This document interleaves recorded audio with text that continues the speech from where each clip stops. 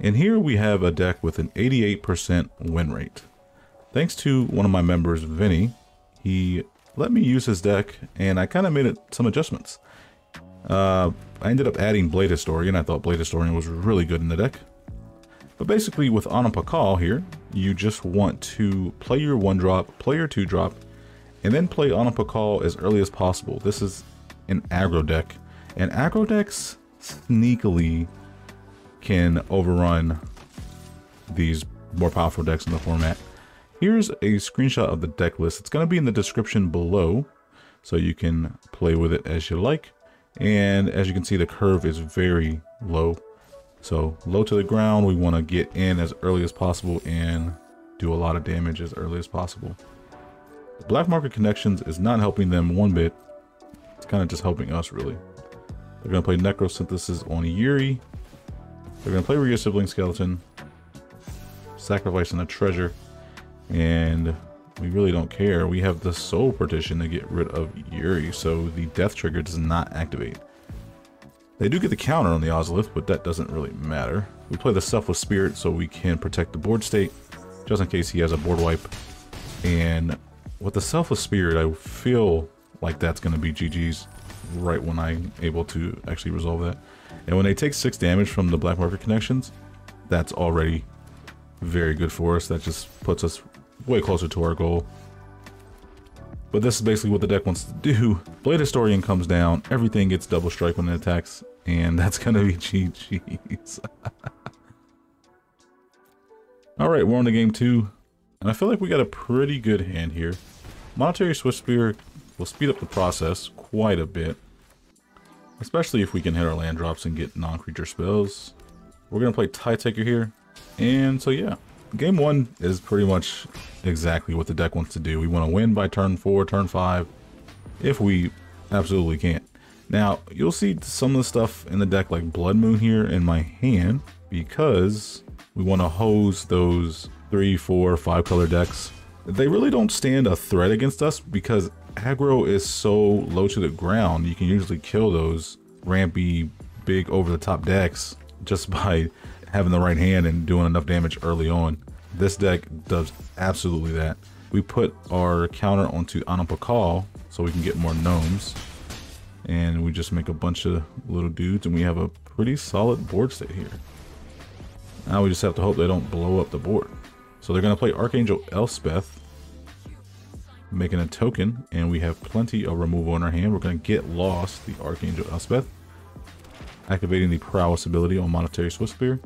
Swords to Plowshares, the Bramble Familiar, getting a bigger Monetary Swiftspear, putting a 1/1 counter on the Tide Taker and the Luminarch Aspirant, and we're going to swing with everything besides the Luminarch Aspirant.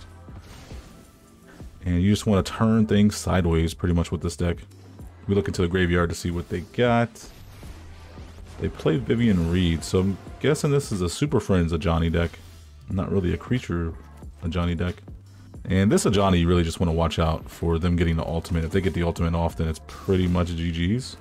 But I don't think they're going to get a chance, not with the way the board state's looking here. So we're going to swing at Vivian Reed so we can make sure that they don't have Planeswalker support. Even though we should be swinging at face, you just don't want them to have that advantage with the Planeswalker on the battlefield, just to make sure you can assure victory. So they're going to play Incubation Druid. That's a decent blocker, but not terrible. Not great either, I would say. We're going to put a 1/1 counter on the Adanto Vanguard. They have Teferi's Protection, which protects them for 1 turn. We're going to Blood Moon, and this is going to hose them quite a bit. They have 1 white source. They play White Sun's Twilight, which was something I was afraid of. But luckily we have things to get indestructible when they're on the battlefield, like Adanto Vanguard, just by paying 4 life. And then, you know, here, we got the Ember Cleave. We swing with the Adanto Vanguard and the Spirit. They go down to 6 life. They try to swing. There's really nothing they can do at this point unless they have another board wipe, but they actually have to have something to get rid of the Adanto Vanguard, because a board wipe would not work unless it was exiling board wipe.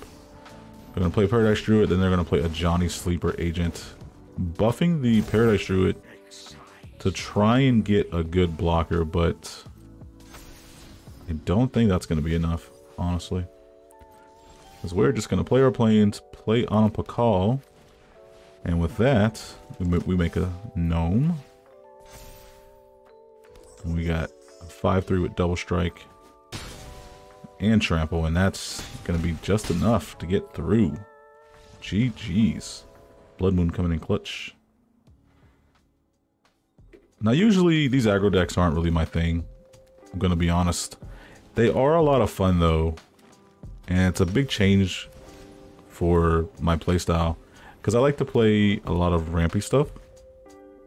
And what I mean by that is you ramp a ton and then you just play out your big stuff late game, and aggro decks totally smash those decks. My other favorite playstyle is usually something along the lines of control. Is it control to be exact? Red, blue. I love that stuff. But here you can see that I'm getting absolutely wrecked by this Wrenn and Realmbreaker. The god hand, I would say, from this. They have Staff of Completion in hand with 2 good blockers on the field and a Wrenn and 7 about to ult. So I have to make a decision about what I want to actually attack, and I have to attack Wrenn and Realmbreaker just simply because if we don't, then they're just gonna ult. And we do actually end up getting a tick of damage on it, but not enough to stop them from ulting. But I wanted to showcase this game because this deck can lose. The deck that we're facing absolutely demolishes us. Doesn't help that they had the god hand once again. So now basically whenever we kill Wrenn and Realmbreaker, they can just bring it back from the graveyard for 3 mana. Anything we kill, they can just bring it back from the graveyard. It's honestly not a fun time. Most of these Planeswalker decks usually just want to ult anyway. So the main goal is to just try to keep them off the field, but if they have something as fast as a start as this deck did, then we're just screwed anyway. I still try to stay in the game, try to stay positive, try to see what we can do. I end up Patriarch's Humiliation, the Arboreal Grazer, just to get rid of a blocker so we can just do more damage. And then swinging in everything, trying to kill the Wrenn and Realmbreaker so they have to at least spend mana to cast it. Hopefully next turn I can win with the chance for glory in our hand here. But nope, they just play Ulamog, which I didn't even realize I had enough mana, and that's going to be game. No point in playing that out. So it just goes to show you that this deck can lose. And we're up against another, I would like to say aggro deck, but I don't know if Oher Oxynal is a aggro deck, I'm going to be honest. It wants to play like one, as it wants to do damage to the face, but you have to have your commander out and you have to protect it, which is actually kind of difficult in mono red. So they play Chandra Dressed to Kill. They don't tap their Gremlin. They're going to +1 Chandra, adding a red to their mana pool, doing 1 damage to us, then they're going to play Faithless Looting. So they end up making a couple mistakes here by not tapping the Blister Split Gremlin. And that's going to come back to bite them in the butt. So we got our Selfless Spirit, we got Adeline on the field, and Adeline with Anim pakal is absolutely crazy. You're making 2 tokens per attack, which is just really good. They're going to Lightning Bolt our face. We're going to take 4 thanks to their commander. And see, this is where I'm talking about them kind of messing up. They're not tapping the Gremlin to do extra damage to us, which I don't know if it would matter, but we'll see.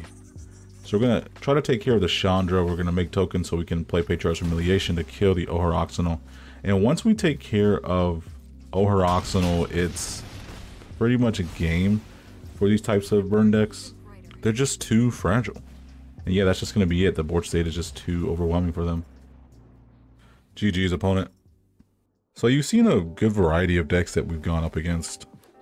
Everything from aggro to mid-range. Even when we got blown away by that Wrenn and Realmbreaker deck. Yark is a finicky one though. You gotta be careful with Yark decks because they can ramp a lot. But we have a Strict Proctor. If you guys don't know what Strict Proctor does, it puts attacks on ETB effects. So you end up having to pay 2 for every enter the battlefield effect they end up having, which for Yark decks, that's going to be pretty much everything in their deck. So that's why Strict Proctor's in here. Because it's actually kind of funny to see those things go off.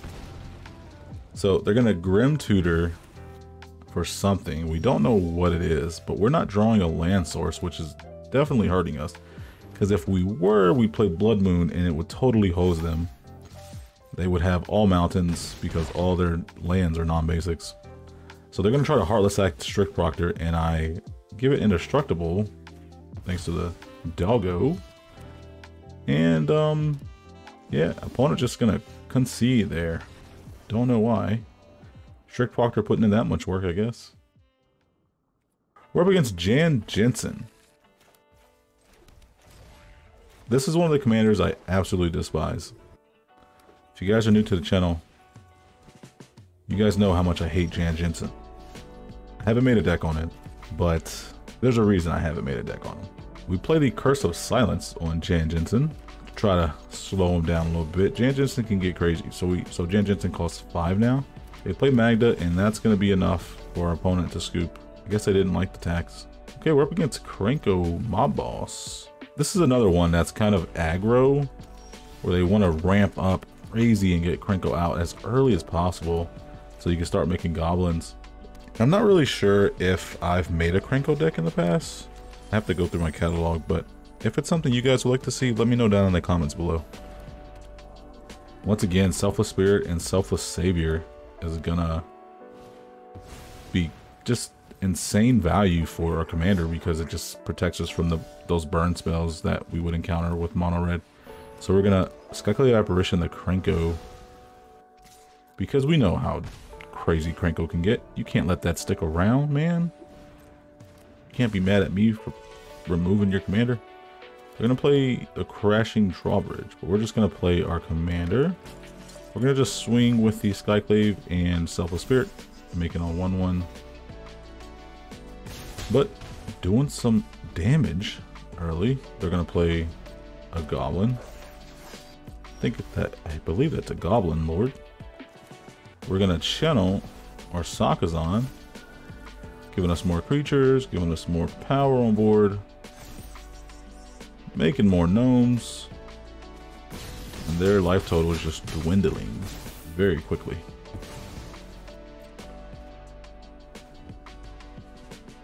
They're gonna play their Mountain, Goblin Chieftain.